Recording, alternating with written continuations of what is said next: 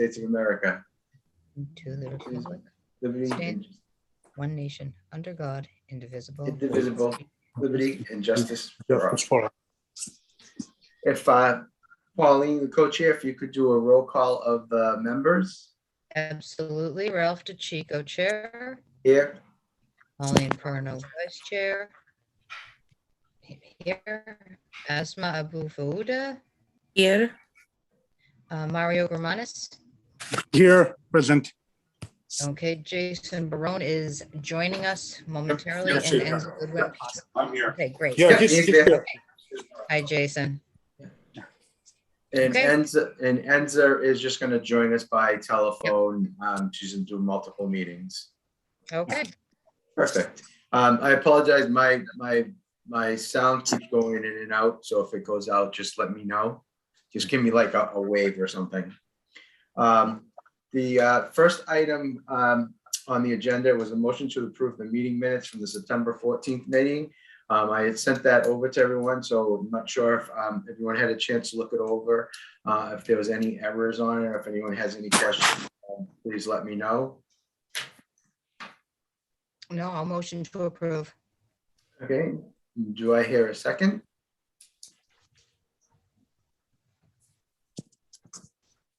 Second. Asma seconds it. Okay.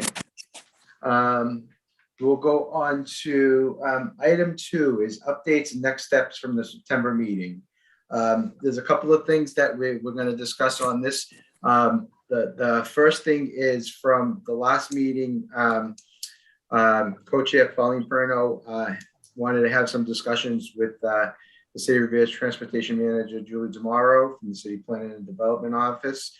She came and joined us, and I had sent her a communication the other day, and I believe I had put Pauline on it just to see if she's heard back. She was going to reach out to a representative from DCR and Mass DOT to possibly set up a meeting so that we could discuss some issues that we have, not only with the beach, but with some of the state roads. But she hasn't gotten a response back yet.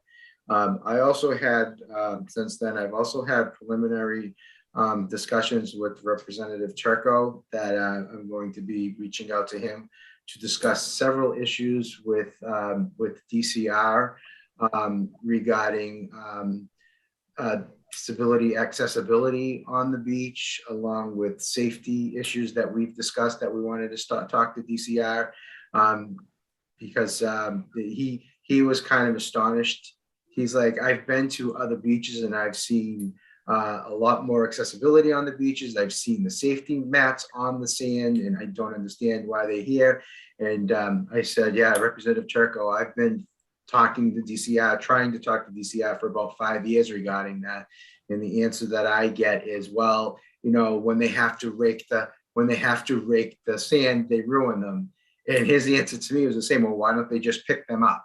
So he's on our side with that. So I'm going to be trying to set up an appointment to discuss that with him, along with other accessibility issues and accommodations that we'd like to start seeing at Revere's, since Revere is the nation's first public beach. To make it more accessible and have some more amenities for people with disabilities, such as the floating wheelchair accessible, they call them, I don't know if they call them dune buggy chairs or water chairs. For the people, last time that I talked to the old commissioner about 5 years ago, Commissioner Roy, supposedly there was supposed to be, I believe, 3 to 5 of those allocated to Revere Public Beach. But no one knows where those are. So I will be working with Representative Turco on trying to establish that, along with our other initiatives that I spoke to Julie, and we'll see if we could make some headway on that. I can also see if, and I know he would probably be more than willing to probably attend one of our future commission meetings to discuss things in detail, but I wanted to try and get the ball rolling ahead of time with him, so that maybe when he does come to our commission, he'll be able to have some some concrete information for us on that. So wanted to see how that sounds to the commission members on that. Sounds pretty good, Ralph. I mean, I'm wondering if we could, the other thing that I'm surprised to not see for Revere Beach of all places that, because they do this at in Florida, like Honeymoon Island, a lot of places, they have companies that will help people rent chairs and umbrellas. And I'm thinking for people to be able to sit and enjoy the beach, but also to keep so that people don't install themselves and potentially fall over, but also because of the sun, to try to not get so much sun. And just thinking that would be not just good for those with disabilities who wouldn't be able to install their own, but also for people coming to visit. And I'm just surprised to not see that in all the time I've lived here. I was really shocked. Yeah, I don't see any at any beach around here at all. Not even just Revere. I don't even see it down when I used to go down the Cape. I don't see it anywhere. I don't. It's weird, like table chairs. Well, I'm wondering if there's some hidden law or something that doesn't allow it, or but that's something that we can look. I could have him look into. Because it would help for those with disabilities too who can't do that. I mean, I can't install that safely, and if you don't install an umbrella properly, someone can get really hurt. Exactly. Yeah, and other people too. And I'm just thinking, for safety reasons, it's just something's got to be done, just because we all want to enjoy it. Right. And also to help define the space for a person that is trying to find where they are. Because that can be difficult when it's open wide space and there's no sorry for the visit by our cat. Cat, he's just decided wants to join us. Yeah. And join you guys. Yeah, he loves everybody. But just thinking, because we want to become the world's, most friendly disabled area, I think that would help a lot. Yeah. We want to, Especially as the country's first public beach. exactly. And then just Revere too, to get it change some of its reputation. Unfortunately, we had nothing to do with it. We weren't here at the time, but we want to change that overall perception of the North Shore if we can help that. Okay. Definitely. Sounds good. Mhm. The next item.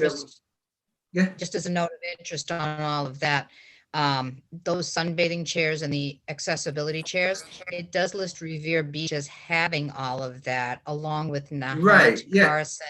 So, DCR in the updated web. So DCR may have had every intent on pursuing that or providing all. They of don't that, know where they are. Yeah. Yeah.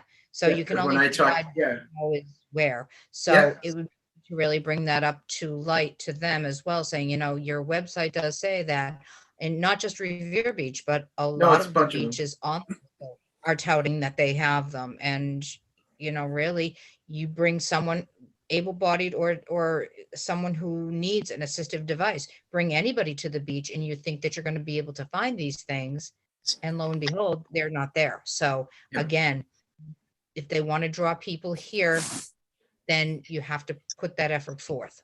Right. Yeah, that's how I found out about it 5 years ago. I looked on the site, and it's supposed to be 3 to 5 of the buggy wheelchairs. And Commissioner Roy said, they're there. What do you mean? I said, no, they're not here. And then I just didn't get any more responses back from them. It's like a never-ending battle back and forth. So hopefully we'll get there. The second item from last month that we tabled that was on the agenda was the draft letter that Mario had written concerns about trash receptacles and construction equipment and so forth being left on sidewalks and cars sticking on driveways. We both had a hand in that. Yep. Yeah. So I sent experience. that out to everybody. So I wanted to discuss that. And this is a good start, but there's a lot more. But basically on here just saying, the garbage barrels on the trash day. I know there's a city ordinance that barrels can't go out before they're supposed to be before either 4 or 5 p.m. the night before, and they have to be picked up before 5 p.m. the night of the trash day. But I also wanted to also put into this, because I want to talk about the construction equipment, porta potties, and things like that that are being used, left on sidewalks during Right. construction zones. So I wanted to put more teeth into this letter because, you know, I want this to go to ISD. I want this letter to go to the ISD department. So it's got to be a little bit more than just trash receptacles, because in a lot of areas, the sidewalks are being intruded with construction equipment. I know that construction equipment is supposed to be on site, on a construction site, not on a public sidewalk. If it does go on a public sidewalk, then they need to make another area of the street with barricades as a public walkway, as a temporary sidewalk, if that needs to be done. So I wanted somebody to spearhead fixing this letter, getting it all up to par, stating all that, and also that the vehicles protruding driveways onto the sidewalk, not only vehicles parking on sidewalks with two wheels, because then I want this to be sent to the parking department, so that they can start doing that. Because as people, as yourself, Mario and Jason, people visually impaired, you're walking in a sidewalk, you're not, there's not supposed to be a vehicle there parked. You're not expecting a vehicle there parked, or a car's bumper hanging on the sidewalk. You're not going to know it's there if you're using your walking stick down low. It's not going to be there, but lo and behold, a bumper is way off of the ground and you're going to walk into it. You know, so what about lighting, Ralph? Because like you look at Walnut, and I think that all ties into that, right? Because that's also part of it. I agree with you. It's stuff on the sidewalk, but also lighting, which impacts the ability to see those things as well. You know, if you're not during the day, you know, you can't even walk. I don't know if you ever walked on Walnut at night, but it's pitch black until you get to Shirley Ave. I mean, it's like there's nothing. I'm not sure if did they do the new lighting, the light bulbs there yet? Because if they did the new lighting there, then we have to keep the wattage. Yeah, they need to. Yeah, they definitely need, but they need even more poles anyway. There isn't much on there. If you look at that compared to Shirley Ave, there really is nothing on it, Ralph. I've never seen anything so dark in my life. I've never, in any place I've lived, ever seen. It's like nothing there. It's like, it's just desolate, like kind of weird. Yeah, they need to have more street light or something to put that would force lighting on that street. You know, the ones probably like on Shirley Ave would probably be a better fit because they would keep the culture piece of it, which is, I know, was something they're trying to do.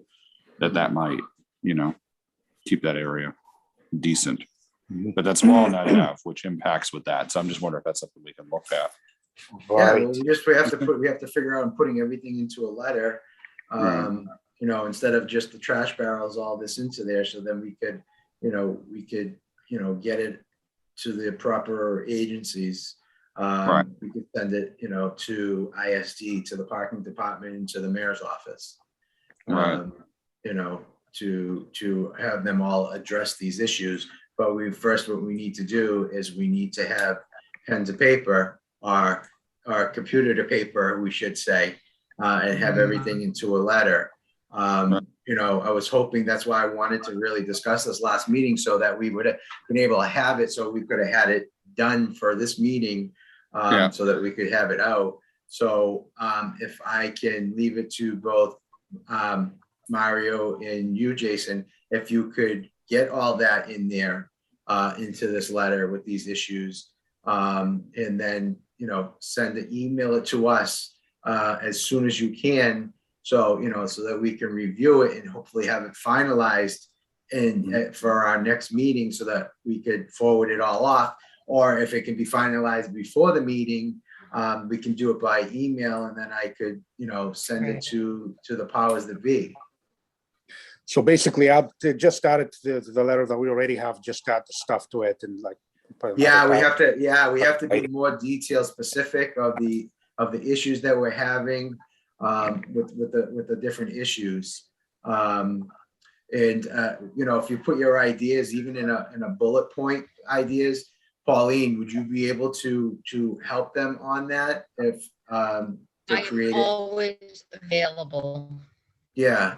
I'm So always even if you available. want to put the ideas in bullet point and just email Pauline to help create this nice letter so that we could send it to, to all powers that be, so that we could address this, and address this issue for, for the disabled residents and for residents in general, that need to be done.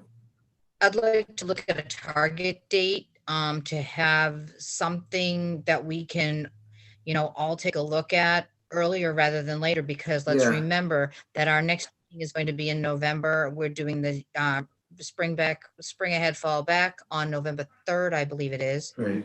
that weekend. So we're also looking at, Jason, you're talking about the lighting, and I drove down Walnut the other Mhm. night.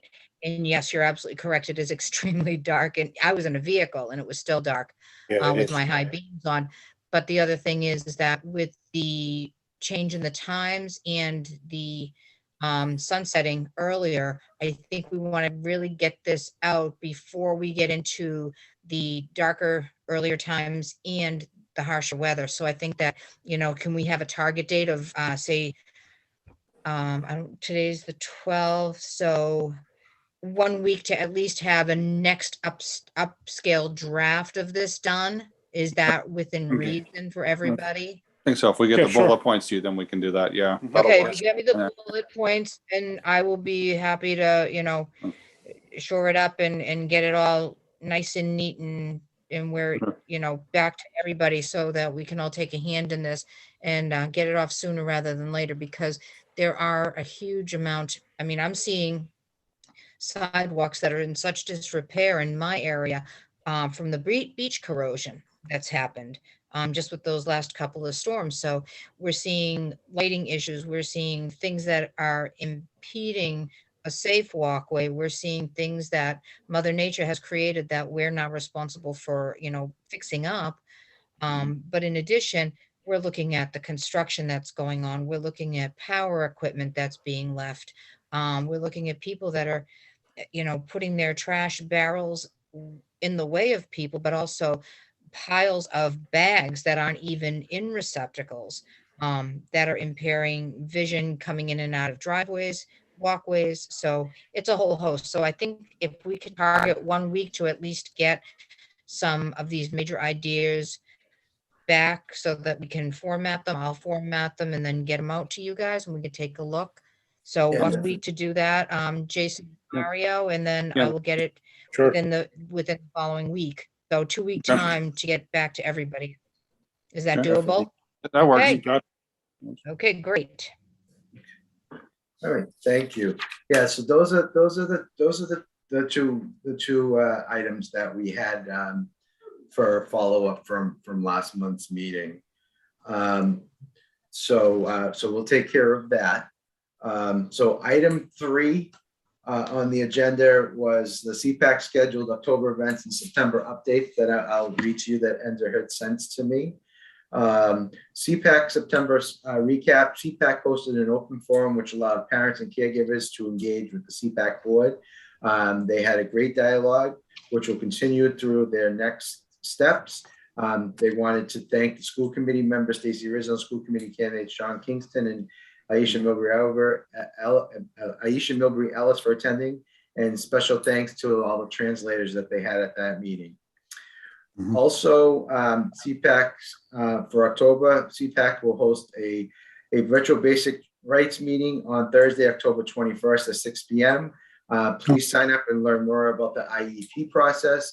It is on the City of Riviera's website if you wanted more information on that.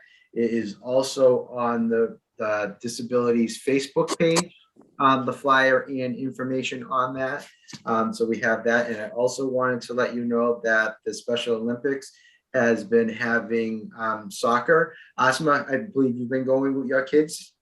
Did Yes, you go? yeah. You want to talk about that, how it is? And I know you've been, so I wanted to leave that for you. That's being put together by CPAC and Special Olympics. So I'll let you talk on that. Yeah, so the Special Olympic actually did a great job, organizes this with the Riviera and Recreation. And I posted on my social media, and many of the Arabic community and other community went on Saturday. They register, I think, 15 students with special needs, and they have two programs, one from 4 years old to 6, and the other one 6 years old to, I think, 10. And they play soccer every Saturday. They missed only this Saturday because of the holiday, but they will continue until I think the end of October. Yeah, it's for, they're having it this October 16th, October 20th, 23rd, and then the last week is October 30th. Yes, yeah. So you can contact the Revere Parks and Recs if you want some more information on that. Yeah. Thank you. Thank you, Asma. Excellent. Next, I have item 4 and item 5. I'm going to explain what item 4 is and item 5, but they're basically going to go hand in hand. And once you hear, I'll explain why.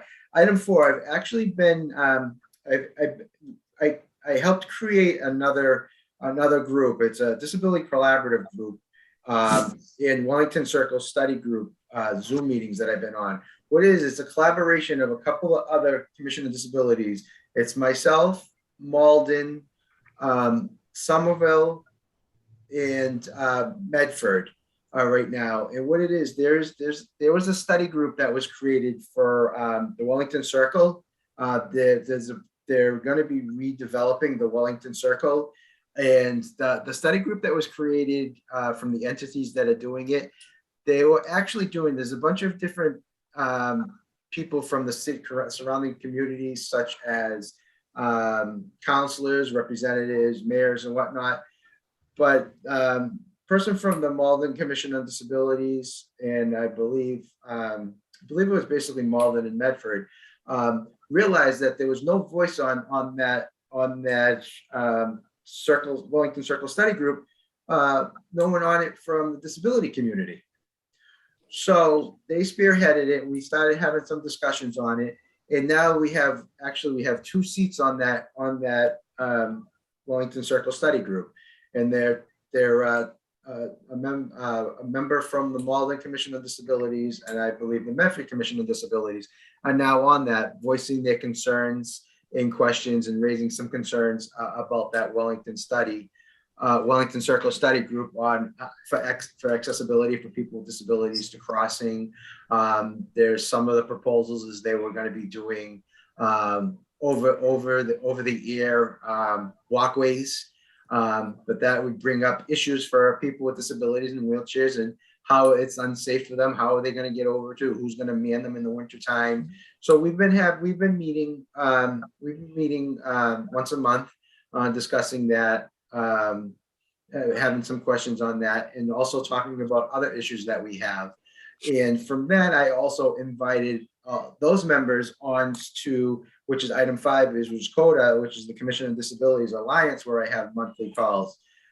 So they are now also part of that commission group monthly calls that I have, which is great because it's bringing a lot more commissions together, so that we can all talk about ideas, issues, and trying to come up to some resolutions, which was great because after our Wellington Circle study group questions, I came up with a question and an initiative that I'd like to see the Commission on Disabilities take with CODA, who is also which is also the Disability Policy Consortium, is members from that agency as part of CODA, to see if they would help and let us know on how to do a couple of things.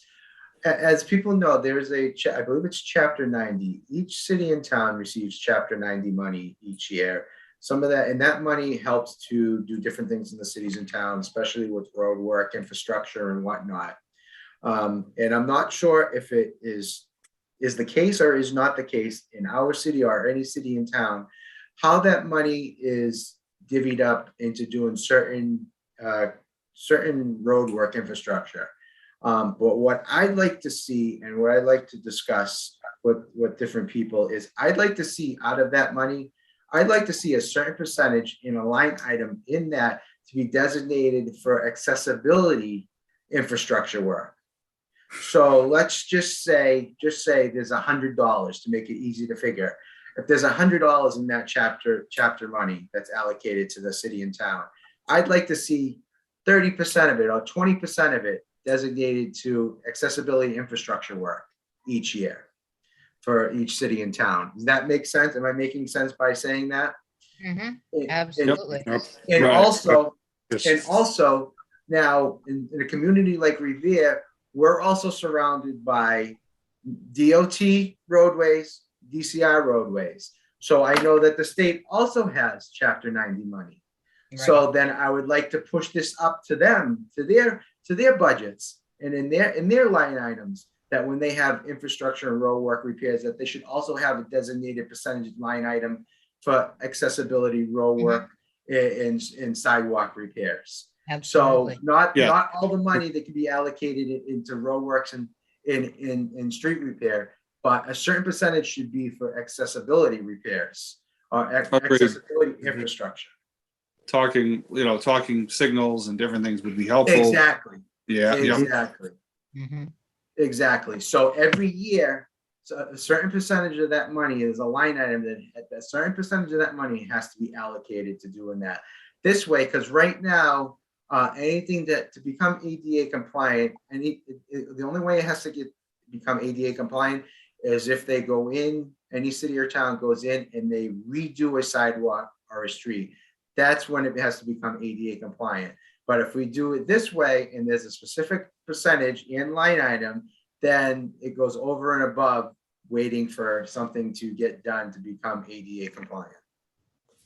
Right. Mhm. Right. Makes sense.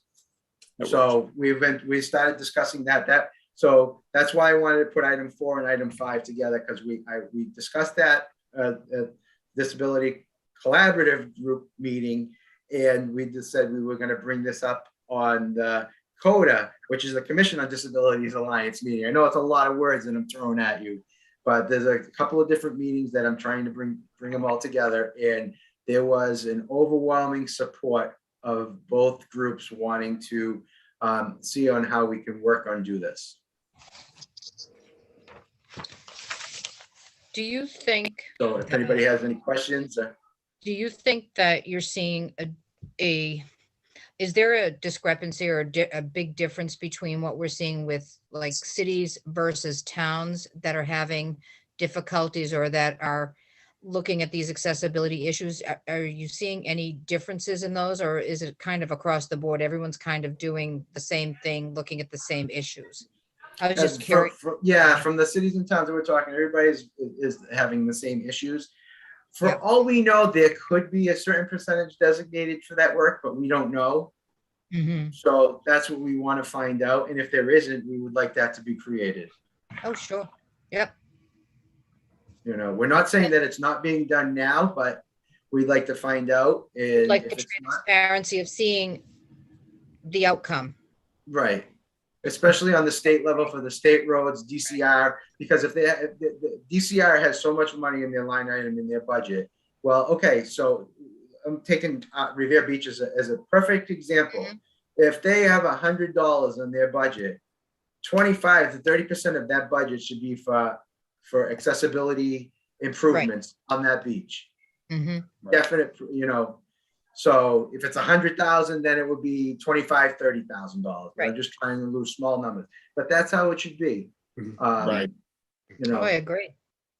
So that's some of the things that I've been in discussions and spearheading in my spare time. Mhm. Okay, then. So any other ideas or anybody else want to take that on? Or you want to leave it to me?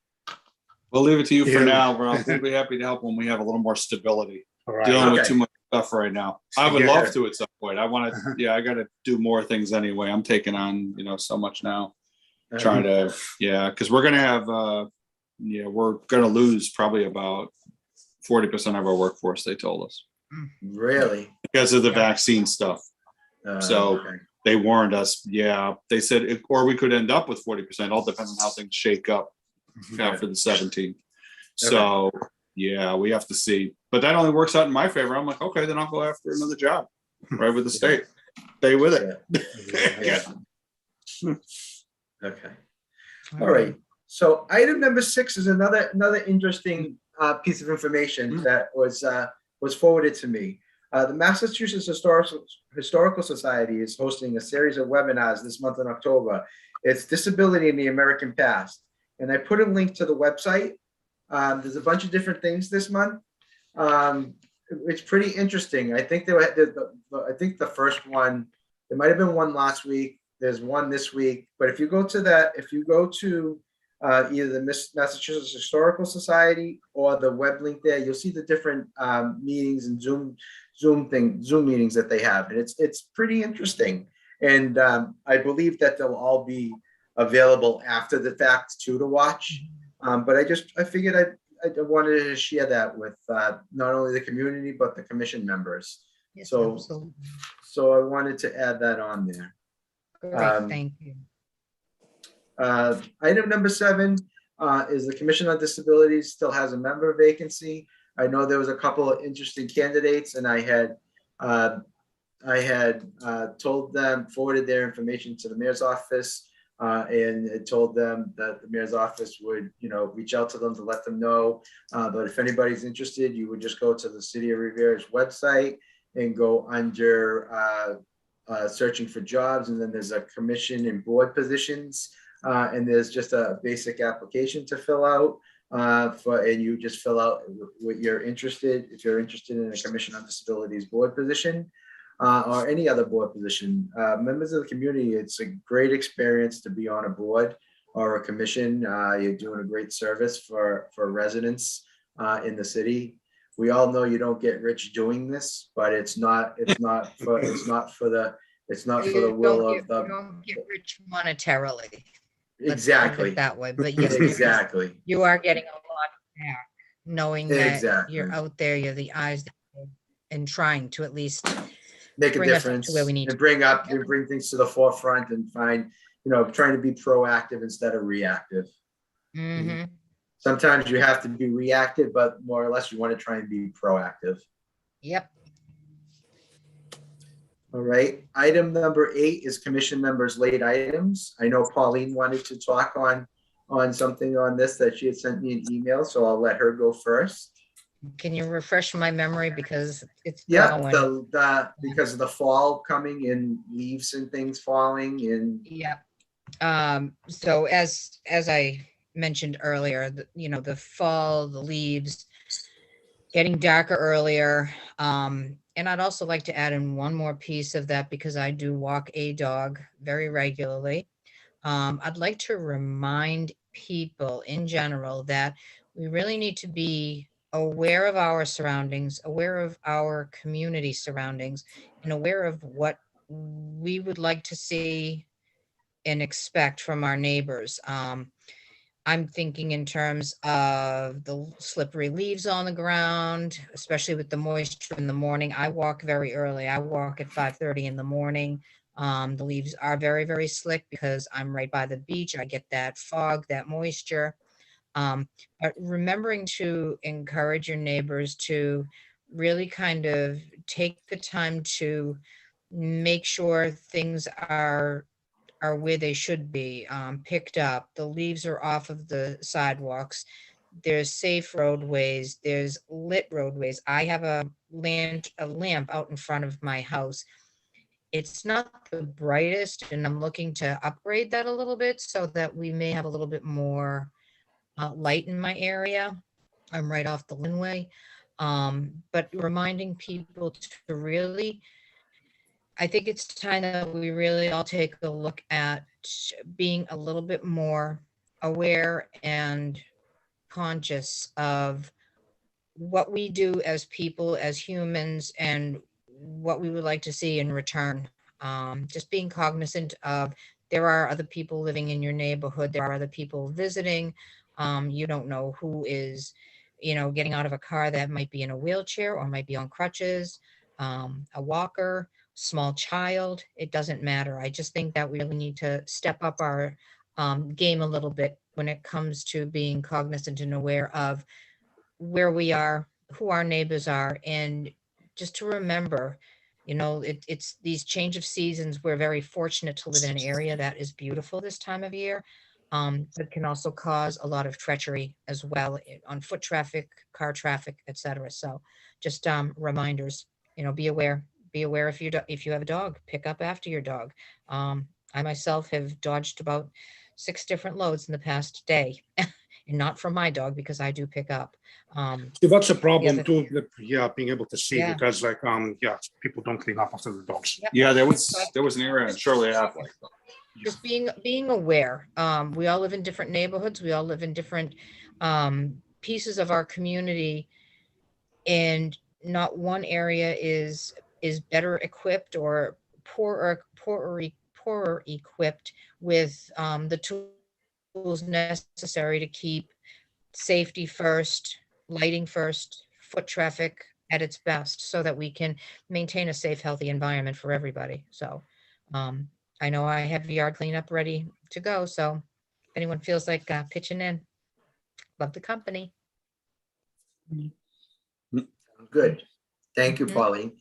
Anyone else have any late items or issues? Yeah, or we need to, Ralph, we've got to really, somebody's got to wake up the ride because their on-time performance is Horrible, horrendous. horrible. They are not making any effort whatsoever to follow anything. They have access to Lyft and Uber for those that who signed up for the flex, but that's not supposed to just be us using it on demand. They're supposed to be using that when they can't get a ride for somebody or they know they're going to be running behind. They're not being honest on the phone calls. The wait times on the phone calls are excessive. And all we ever get is sorry letters. If we could put an actual book together with all the things that we get, Yeah, they're literally just not doing anything. There's like no incentive for them. And I think part of that is, from what I was informed previously, they were paid by the trips that they do. So if the people were sitting in the yard, then they weren't going to get paid by, the proper way. They were paid by every job that they did. So they would go out on the road. Now they don't care whether people are on the road or not, because they get paid either way. Getting paid by the hour. Yeah, it's not like it was before where they were still paid by the hour, but it was the amount of trips that they did affected. So they would actually make an effort to do the work as a dispatcher or whatever the office is. And they're not following through. I mean, it's gotten really bad. Right. I mean, it's. I know the we've been having discussions with that, not only in different commission and disabilities, but Right. also internally in the city. Right. Deb DiGiulio, who's the head of Elder Services, has been dealing with this firsthand too with the ride, and has been sending emails to the T because she gets it firsthand too. And she's been on the phone waiting for the ride to pick up residents and drop residents off at the senior center when she has an overflow of people that they needed. So it's being dealt with on numerous levels, but this is something else that I could talk to in my conversations that I'll have regarding with Representative Maybe, Trejo. I mean, they need to start looking at like New York, who has 17 different vendors, and you would never even know. But even if they're not going to do that, what they really need to do is take it in house for a little while for the T. I know they don't want to hear that, but when you put a third-party contractor, a lot of times the incentive isn't there. Because I know in Atlanta, MARTA had to take the door-to-door service back under their wing before they could let a contractor. So the out. ride, I thought the ride was back under the T. That's why they. No, got it's rid of not. it. Nope, it's still third-party based. So they're not even being held to on-time performance percentages. If you want a real idea of what I'm talking about, if you go look at under MARTA for Atlanta, they got sued. MARTA got sued for their door-to-door service and other issues that they had. And they had gotten sued so bad, they had a consent decree put by the court of things they had to meet. So that's something that might help to, deal with that. I sat on the board of directors for the Hartford Transit Authority for the paratransit. We dealt with other things too, because I dealt with intermodal sites and stuff like that. But we dealt with the door-to-door, and I've never seen anything so horrendous that it's just, they have no regard for anything. They'll tell us, oh, call your boss and see if you can be late. Like, Yeah, which planet- they don't care. Yeah. right, or So dialysis station. who's the company that's running the ride right now? It's a third-party track. That's what it's called, I guess. Apparently, I don't know who the full legal name is, but that's what they're called. Okay. Yeah, and they're they ended up, from what I understand, and the other thing I've heard, and this was given to me by drivers in confidence, that they've had several patients that needed dialysis and have missed it, or have had to leave early because, they couldn't get the full dialysis because they were late. Some people have even missed their dialysis completely, or even cancer treatments. I mean, this is getting disgusting, and people going to work and school and And no regard for anything. Like, and you can't get a hold of anybody either. Like the call center, everything. no. And I've called the T quite a few times and put in incident reports. And sometimes it gets more specific. A couple of people have been counseled because of my calls, but it shouldn't. It's just after a while, we're sorry. Well, why don't you make some improvement instead of, it just gets disgusting after a while. I just don't understand. It was a great service. I've never seen anything so behind in my life. I just That's don't. that's the misconception I got, because I thought when they got rid of the Greater Lynn Senior Shuttle, Greater Lynn, whatever, I forget, it was GLSS. I thought that's why they got rid of that, because they were taking it back in house. Yeah, no, they took over. What they did is they forced veterans and Next to do more of it. And Veterans does more of it anyway, but basically this way you eliminate transfers, but also cut out, because I guess Gillis was owing all kinds of money. They had done some things behind the scenes inappropriate, but no, they just basically eliminated them because they weren't following their rules. And because they get charged if you call and complain and they get found in your favor, they get fined for all that, the contractor. Okay. Yeah, each incident. So please, anybody that, Commissioner, I know everybody's hearing this. So anyone who's complaining, please call the T and let them know, because. We'll make sure we put that in our notes. Yeah. Make sure, so if anybody's having a problem with the ride, please make sure you call and complain. And encourage drivers. I've even encouraged drivers to do it, but make sure the riders, when you call, have your ID number so they can keep track. The ride ID number, ID.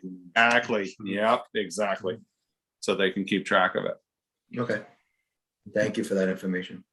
You're welcome. So, Jason, who do you Yeah. call if You have to call the T directly, which is you're calling either the 800 number or the local phone number, which is, I think it's 222-3200? Yes. Yep, and then it's I believe it's number 2, then number 4, and number 1, which will get you a customer care rep that can pretty much take that complaint, because it's a regular T person that takes it, and they and So then it's they not, just so it's not the ride. You don't call the ride. right. Right. They file it. That's directly with the T, and then it goes to T management and also the ride management. Because if you call the ride, that's when you're left on hold forever and you don't go. Yeah, exactly. And even if you get a hold of a manager, which I've spoke to some supervisors and managers before who've directly apologized to me, but they know I'm pissed, and I'm like, hey, listen, you can't do this. This is not acceptable. You need to come to the plate. I mean, what are you doing here? And I have specific examples for them. So It's not changing anything. yeah, they're just not. There's the dispatchers, particularly from what I've been informed, they're not doing the work. And then they'll tell somebody that, oh, we're on the way, oh, we're near, and they come to find out they're not. They're not putting people on vehicles. They're not then pulling into resources of Lyft. Because I used to get where when they didn't have enough drivers, they would text me early in the day and, oh, there's a Lyft, and then I would get more information about that Lyft when it was available. And I told them, I said, do what you got to do. Just don't stiff me and I won't be calling. I mean, I need to be on time, both coming home and going to work. I can't, especially where I work, it's just dangerous to walk. So to take the T for me is, When it was in its good point, did they have like a 15-minute grace period? yeah, they always had a window, but they were good about it, and they would make an honest, conscious effort, and they would then, like veterans particularly, would use their own taxis, which I think they had to stop doing that. They're not allowed to do that anymore, but they do have access to Lyft if the client, or Uber if the client signs up for Flex, Right. for the ride Flex, which they're pushing Yeah. people to do, but then they're not using it Right, they're not. as an option on their end. They're making us, they'll say, oh, well, there's nothing we can do about it, and you got to call your own. We're like, They and I'm end up like, paying what? for it. Yeah. Excuse me? Yeah, if you can't accommodate it, they should be doing it for them. Exactly. And that's what dispatchers are supposed to be doing. So they need to start cleaning some of that up. And some of the things I did find out too, that some of the dispatchers aren't even from this area. So that makes it even worse because Right. they outsource it. They outsource it. Exactly. And Okay. they have, That was very enlightening. Thank you. Thank you. You're welcome. Thank you. Anyone else have anything else that they wanted to add? Yeah, just I wanted to mention that the Revere History Museum will hosted a health fair on Saturday, October 16 from 11 a.m. to 4 p.m. And it's family event and has many resources and also like vaccine clinic. So yeah. And that's on the corner of Pleasant Street and Beach Street, correct? Is that right Yes, at the yes. museum? Yep. Yes, yeah. Yep. And that's this Saturday, the 16th? Yeah, Saturday the 16th from 11 to 4. Okay. one other thing, Ralph, while bringing that up, she just mentioned about the vaccine clinic. Was the Department of Public Health for Revere, when I got the shot over here, are they supposed to submit that to the state? Because the state agencies are checking, like the employer side of it. They're trying to check the site, and I'm wondering if they're supposed to be submitting it and probably are behind. Do you know? For what? What is it for? When you get your vaccine here at the Department of Public Health for the city of Revere, are they supposed to be submitting that to the state site? Oh yeah, that automatically all went in, I believe. They were supposed to, but what ended up happening, according to but maybe they're behind, according to my agency, when they ran it under HRD, because that's the Human Resource Division that does the main headquarters for MassDOT, and under Baker, they ran the vaccine for a lot of the people that got it. Unless you were, of course, went to the VA, that was a little different. But for anybody else, they should have been able to pull it, and they said they haven't been able to verify it. So we've had to provide our cards for some reason. I'm surprised because because didn't you get an email from the state about it too? No, the email would come from the state when you first. Yeah, no, it should have been just from. It should have been in the system. Yeah, but there should have been something from the state too. Yeah. For when you had to do your second dose. Yeah, that's what's weird. And that's odd. But yeah, that's why they may be having an internal problem because everything should have went. Yeah. I can double check. Yeah, I just want to make sure, because you don't want employers to be, because people can, they only give you so much time to take care of it. I took care of it, because I'm on it, but yeah, you don't want somebody to get suspended or other things for it. Just thinking, I'll find out. I have a call Thursday morning. Perfect. Right, and that's all.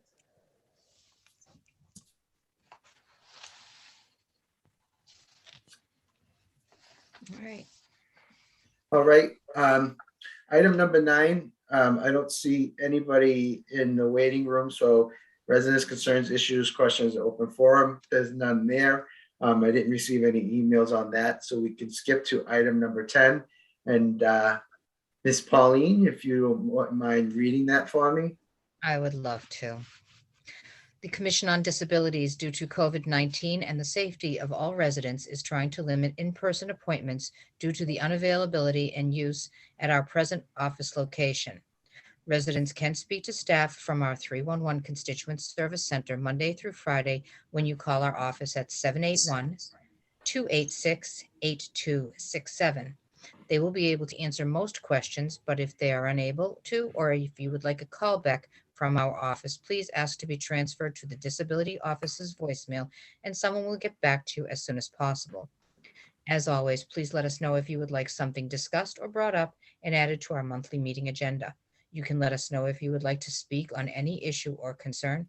The commission is here to help and assist all of the disabled residents and families of Revere. Thank you. Before we ask for motion to adjourn, just gonna, just for a second of personal privilege, and I just want to wish a special person in my life a special birthday today. A couple of people might know who he is. He's one of the senior custodians at Revere City Hall. It's my dad. Today he turned 74. So Raphael, if you happen to see him, just wish him a happy birthday and wish him many, many more. Great guy. Too bad I didn't take after him. So just wish him a happy birthday and many, many more. So I ask for a motion to adjourn. Third. Okay, third thing. All right. And, Okay, that was quick. our next meeting via Zoom will be on Tuesday, November 9th, 2021 at 6 p.m. And also just want to remind everyone the week before, the Tuesday, November 2nd is election day. So please remember to get out and vote. Okay, everyone, please stay safe and have a good rest of your October. And Thank see you. you in November. Thank you. Bye, everybody. Bye-bye now. Have a Bye. good Bye. night.